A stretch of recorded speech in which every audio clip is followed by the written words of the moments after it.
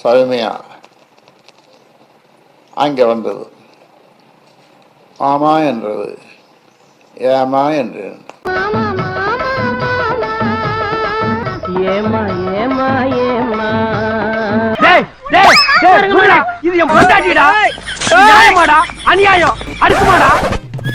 பஞ்சாயத்தடா முடிச்சு பாரு, நமக்காக அம்பட்டு போலும் பிள்ளை குட்டியோட வெயில்ல காத்து கிடக்குறாங்களே. பிரபா, சும்மா கருப்பா கருகருன்னு இருந்தாலும் கும்முன்னு இல்ல. யாரடா சொல்ற? என்னையத்தாப்பா சொல்றேன்.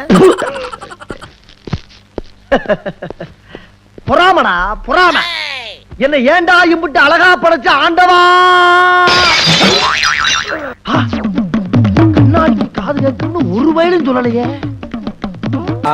காலம் போன வயசுல இது என்ன பங்களா நாய் மாதிரி மொசு மொசுன்னு ஸ்டைலா, பேரம்பேத்தி பார்க்க வேண்டிய வயசுல தருதல மாதிரி பங்க வச்சுன்னு சுத்துறா. அப்படியே அர்த்தம் பாரு.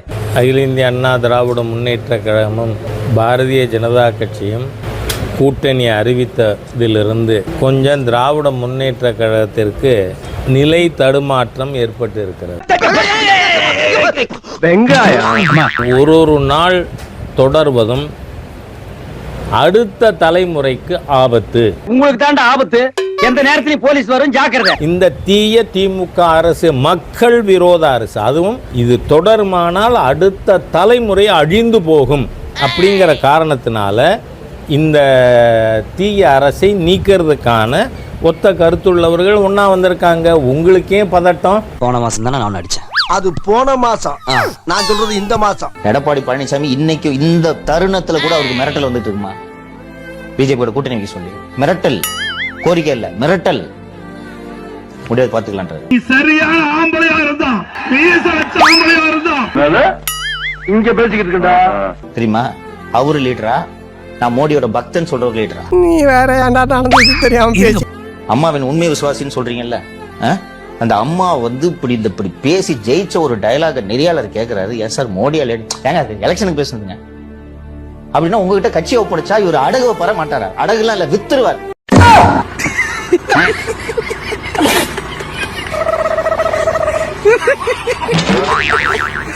இப்படிப்பட்ட பாதம் தாங்கி பழனிசாமி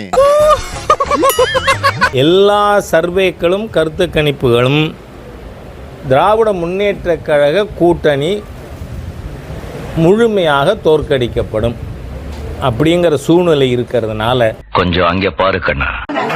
பேசுமா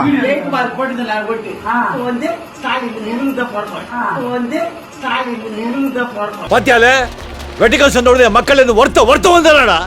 லேய், இங்க முருகன் தம்பி ரஹீம், கணேசன் மச்சான் அப்துல் அப்படி ஒற்றுமையா வந்துட்டு இருக்கோம். அதை உடக்க உங்களால ஒண்ணும் பண்ண முடியாது. அறிந்ததோட நாய்க்கு நீங்க இந்த வெகுஜன விரோத ஆட்சி இது. பெரும்பான்மை இந்து சமுதாயத்தின் எதிரிகள் இவர்கள். சைவ சித்தாந்தம் படிச்சனா பெரியாரை படிக்க வேண்டும்னு ஆசைப்பட்டங்க. பெரியாரை படிக்கணும் படிச்சேன். நான் பெரியாரை படித்தேன்.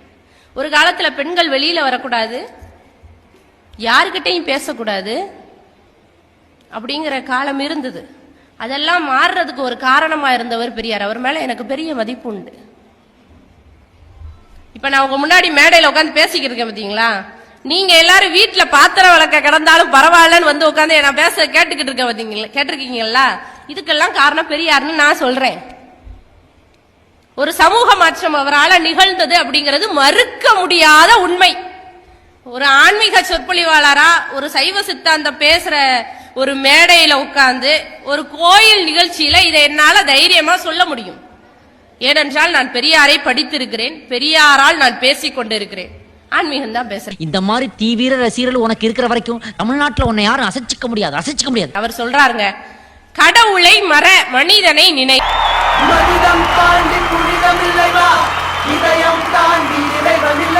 மதுரையில் நடைபெறுகின்ற ஜூன் 22 நடக்கவிருக்கின்ற முருக பக்தர்கள் மாநாட்டுக்கு எவ்வளவு முட்டுக்கட்ட புரிஞ்சு போச்சு. ஏழியானத்துக்கு அமனத்தோட போகுதுன்னு உங்களுக்கு தெரியாதாக்கு? நீதிமன்றம் சரியா கேட்டிருக்காங்க. இதே கிரவுண்டில் எத்தனை கூட்டங்கள் நடந்திருக்கு. அப்போவெல்லாம் காவல்துறைக்கு வந்து சட்டம் ஒழுங்கை பற்றி கவலை இல்லையா? இல்லை எங்களால் நிரூபிக்க முடியாதுன்னு அப்போதெல்லாம் ஏன் பேசலை? டேய் டேய் டேய், இந்த ஆக்ட் குடுக்குற வேலையெல்லாம் என்கிட்ட வச்சுக்காதடா. நீ யாருன்னு எனக்கு தெரியும், நான் யாருன்னு உனக்கு தெரியும், நம்ம 2 பேர் யாருங்கிறது இந்த ஊருக்கே தெரியும். எச் ராஜா காவடி எடுக்க வருவாரா? எச் ராஜா பால் குடம் எடுக்க வருவாரா? எச் ராஜா வேல் குத்திக்கிட்டு வருவாரா? இல்ல பறவை காவடி எடுப்பாரா? வாய்ப்பில்லை ராஜா, வாய்ப்பில்லை. ஆகவே இன்றைய ஹிந்து விரோத அரசாக இருக்கின்ற திமுக ஆட்சியை ஹிந்து மக்கள் இதுக்காகவே தூக்கி எறிவார்கள். இப்படியே பேசிட்டு இருந்தா உனக்கு பைத்தியம் தான்டா, பைத்தியம். இந்த குன்றம் காப்போம் அப்படின்னு போறவங்க டங்ஸ்டன்ல மலைகளை இத்தனை ஏக்கருக்கு வெட்டி எடுக்கணும்னு நினைச்சீங்களே நீங்க, அப்ப உங்களுக்கு அந்த மலைகளை காக்கணும்னு இந்த பிஜேபி அரசுக்கு தெரியாதா? ஊமையா? மௌன விரதமா? ஏன் அது வந்து திராவிட முன்னேற்ற கழகம்னாலே போக்கிரிகளின் கூட்டங்கிறதுக்கு இதை விட வேற என்ன வேணும்? பச்சை ஹிந்து விரோத தீய சக்திகள். இந்து நான் தான் இந்து தான். இப்ப அமித்ஷா இன்னைக்கு வந்திருக்காப்லி வந்து அமித்ஷா வந்து ஒரு மதுரையில் வந்து பாத்தீங்கன்னா முருகன் மாநாடு நடத்தணும் அப்படின்னு சொல்லி ஒரு தகவல் சொல்லியிருக்காங்க. முருகன் மாநாடு எதுக்கு நடத்தணும்? அமித்ஷாவுக்கும் முருகனுக்கும் என்ன சம்பந்தம்னு எனக்கு தெரியல. காரணம் கேட்காத அரசியல், அவ்வளவுதான். ஐ எம் அ ப்ரௌட் ஹிந்துன்னு சொல்றதுக்கு எனக்கு உரிமை இல்லைன்னு பேச திமுக காரங்க தீய சக்திகள் யாருன்னு கேட்கிறேன்னா ஒரு கேள்வியை வைப்போம். எச் ராஜா அவர்கள் இந்து தான் தமிழன்றார். இது எப்படி பாக்குறது? அப்ப பீகார்ல இருக்கிற இந்து, குஜராத்தில் இருக்கிற இந்து, உத்தரப்பிரதேசத்துக்கு இந்து, அருகில் இருக்க ஆந்திராவில் இருக்க இந்து, அவங்கெல்லாம் தமிழனா? அப்படி பார்க்குறதா? அவங்கெல்லாம் இந்துன்னு தான் சொல்கிறாங்க. இப்போ அவங்களெல்லாம் நாங்கள் தமிழராக ஏற்கிறதா? தமிழர் நாங்கள் இந்துக்களே இல்லைங்கிறது தான் எங்கள் கோட்பாடு. நாங்கள் இங்கே இருக்கிற அத்தனை மடங்களும் சைவ மடங்கள் தான். கடவுள், இப்போ நான் என்ன பதில் சொல்றது? பேசிக்காக வேல்முருகன் கட்சியை வந்து இது முருகன் மாநாடு நடத்தக்கூடாதுன்னு சொல்லி மனு கொடுத்துருக்காங்க. முருக பக்தர் மாநாடு நடத்துறத who are these people? Sundry fellows.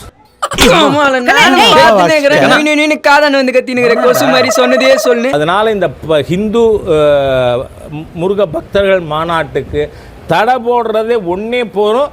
இந்த திமுக என்கின்ற ஹிந்து விரோத தீய சக்தி இந்த தேர்தலில் முடித்து வைக்கப்பட வேண்டும் அப்படின்னு மக்கள் முடிவெடுக்க. காவேக்கால சேர்ந்தாச்சு. தளபதியை தான் பார்க்க முடியல, குட்டி தளபதியால் பார்ப்போம். வந்ததுக்கு அண்ணனுக்கு ஒரு சால்வையை போட்டுருவோம். யோ, என்னைய கொஞ்சம் பாரியா? என்ன பார்க்கவே மாட்டான்? டேய், சால்வையை கொடு. யோ, சால்வு உனக்கு போட வந்தியா? லவடேக்க பாரு. என்னையா எனக்கு போட்டுட்டு இருக்க? போட்டான்டா, பார்க்கவே மாட்டான். இங்க வந்து நில்லு, வா, ரோஸ் ஸ்வீட் தருவான், சாப்பிட்டுக்கிறமோ.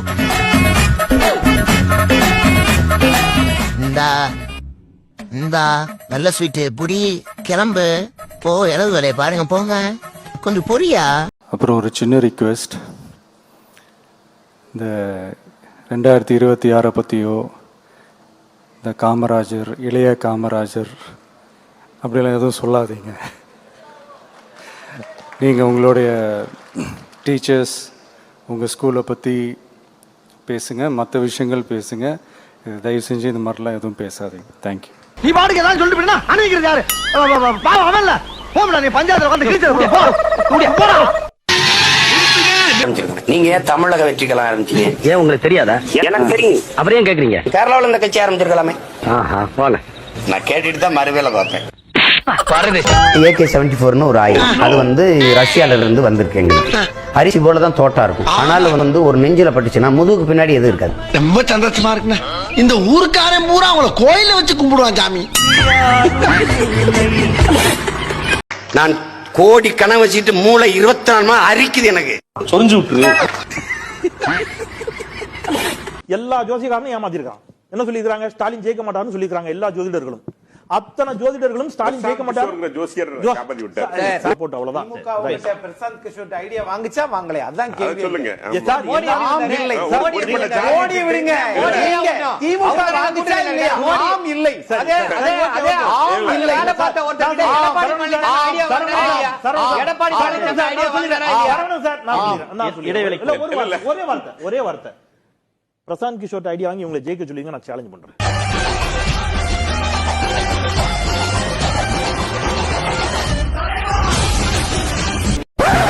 ஸ்டார்ட் பண்ணு.